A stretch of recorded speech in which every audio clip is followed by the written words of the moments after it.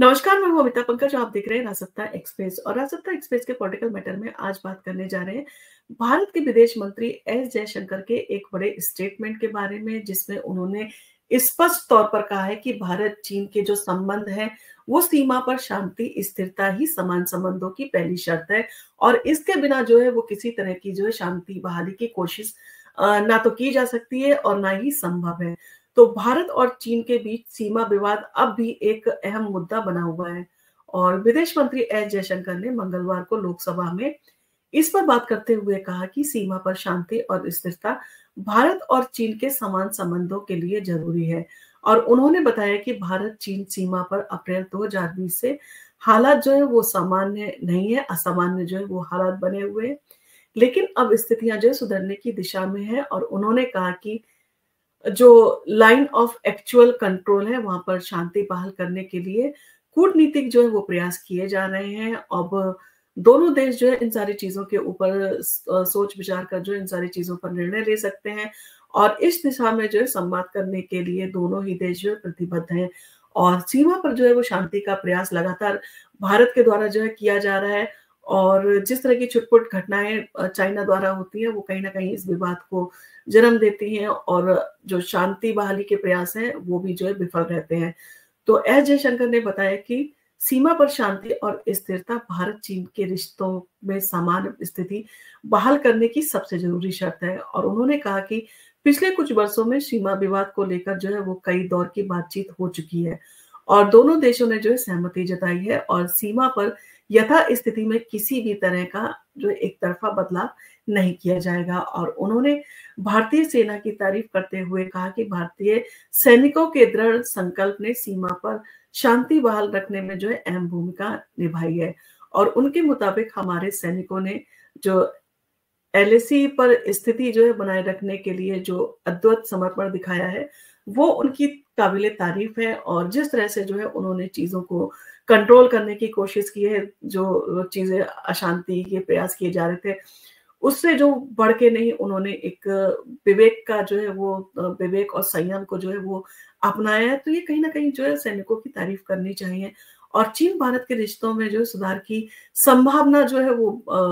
जताई जा रही है या कहा जा रहा है कि कोशिश की जानी चाहिए, क्योंकि नुकसान जो है वो दोनों देशों का है अगर दोनों देशों के बीच में जो है अशांति रहती है। आपने देखा होगा कि चाइना का भारत में कितना बड़ा बाजार था और जो भारत के चाइना के संबंध जो है खराब होने से वो बाजार जो है वो कहीं ना कहीं एक बड़ा लॉस जो है वो चाइना को उठाना पड़ा है। तो विदेश मंत्री ने ये भी कहा कि सीमा पर समान स्थिति बहाल होने के बाद ही भारत और चीन के बीच द्विपक्षीय संबंधों में सुधार संभव होगा। और उन्होंने स्पष्ट किया कि जब तक सीमा पर कोई स्थिरता नहीं आती तब तक दोनों देशों के बीच व्यापारिक और रणनीतिक संबंधों में जो है कोई भी बड़ी प्रगति नहीं हो सकती है। और भारत और चाइना दोनों के बीच में जो है वो एशिया की प्रमुख आर्थिक दोनों ताकतें हैं। आपने देखा होगा भारत और चाइना दोनों ही बड़ी ताकतें हैं कहते एशिया की। और ऐसे में अगर उनके बीच में तनाव रहता है तो इसका खामियाजा जो है बाकी देशों को भी भुगतना पड़ता है। और इन दोनों देशों के रिश्तों का प्रभाव केवल द्विपक्षीय स्तर पर ही नहीं बल्कि ग्लोबल सप्लाई चेन पर भी पड़ता है। और सीमा विवाद का जो समाधान न केवल भारत और चीन के लिए बल्कि पूरे एशियाई क्षेत्र की स्थिति के लिए जो है वो अहम है। और चीन और भारत के बीच में जो है व्यापारिक रिश्तों पर जो है काफी असर पड़ा है और दोनों देशों में जो है इन सारी चीजों में जो है एक तरह से देखा जाए ये घाटे का सौदा दोनों देशों के लिए जो है वो साबित हुआ है। और भारत और चीन के बीच व्यापारिक रिश्ते सीमा विवाद के कारण प्रभावित हुए हैं। और हालांकि दोनों देशों के बीच जो है व्यापारिक गतिविधियां जो है जारी है, लेकिन सीमा विवाद के इन रिश्तों को ठंडा जो है जरूर किया गया है। अगर सीमा विवाद का समाधान हो जाता है तो इन दोनों देशों के बीच व्यापारिक और रणनीतिक साझेदारी में जो है वो सुधार हो सकता है, जो एशिया और पूरी दुनिया के लिए एक सकारात्मक जो है संकेत होगा। और क्षेत्रीय शांति की दिशा में जो है ये एक महत्वपूर्ण कदम भी कहा जा सकता है। एस जयशंकर ने यह भी कहा कि अगर सीमा विवाद सुलझता है तो एशिया में जो है स्थायी शांति की दिशा में एक बड़ा कदम होगा। और दोनों देशों के बीच में जो है सीमा विवाद समाधान न केवल दोनों देशों के रिश्तों को प्रभावित करेगा बल्कि इससे पूरे क्षेत्र की स्थिरता और शांति के लिए भी जो है ये अहम पहल होगी। विदेश मंत्री ने अंत में ये भी कहा कि भारत और चीन के बीच कई समझौतों के तहत जो है सीमा प्रबंधन को लेकर बातचीत जारी है और इन समझौतों का पालन करते हुए दोनों देशों ने सीमा पर स्थिति में किसी भी प्रकार का बदलाव रोकने का निर्णय लिया है और उन्होंने विश्वास व्यक्त किया है कि दोनों देशों के बीच बातचीत और सहमति के आधार पर सभी विवादों को जो है वो हल किया जाएगा, सारी चीज़ों का जो है वो सॉल्यूशन निकाला जाएगा ताकि दोनों देशों के बीच में जो राजनीतिक संबंध है वो भी अच्छे बने और व्यापारिक संबंध भी जो है दोनों के फिर से जो है बहाल किए जा सके। भारत चीन सीमा विवाद जो है एक जटिल मुद्दा रहा है हमेशा से और भारत की भी कोशिश रहती है कि वो अपने पड़ोसी देशों के साथ में अच्छे संबंध रखे। परंतु चाइना कहीं न कहीं पाकिस्तान के साथ में मिलकर, कभी बांग्लादेश के साथ में मिलकर, कभी श्रीलंका के साथ में मिलकर,